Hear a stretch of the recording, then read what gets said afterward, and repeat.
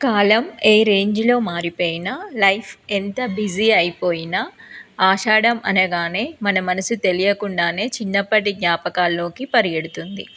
అమ్మమ్మ ఇంటి పెరట్లోని పచ్చని గోరింటాకు చెట్టు, తోటి పిల్లలతో కలిసి ఆకులు కోసే ఆ సందడి, రోట్లో వాటిని వేసి రుబ్బుతుంటే వచ్చే పరిమళం ఎప్పటికీ మనసు పొరల్లో పదిలమే.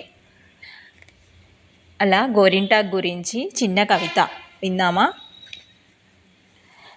ఆషాఢ మాసంలో ఆధ్యాత్మిక శోభలతో ఆరోగ్యానికి రక్షణ సంజీవనివై అరచేతిన మెరిసే సింధూర వర్ణమై అతివలందరిలో తరగని ఆరాటమై కోటి తారకల కోలాహలమై పడతులందరూ స్నేహగీతికలతో నీ దరిన ఒక్కటైన తరుణంలో వారి హస్తమున అందాల జాబిలివై కన్నెపిల్లల కలల హరివిల్లు కిరణమై అలికరములలో విరిసే వర్ణాలు జతగాడి ప్రేమకు సంకేతమై సాంప్రదాయాల సంస్కృతికి తోరణమై వేడుకలలో అలంకరణలో శుభాలకు ఆరంభమై తరాలు మారినా కానరాని అంతరంతో నీ కోసం వేచి చూసి మమతలతో మనసు మురిసి కళ్యాణంలో నీదైన గుర్తింపుతో ఎర్రని సోయగాల నీ రూపం కనులలో మెరసి ప్రతి లోగిలిలో చిన్నారి అతిథిలా నీ ఊసుల మాటలే విరిసి సౌభాగ్యానికి ప్రతినిధిగా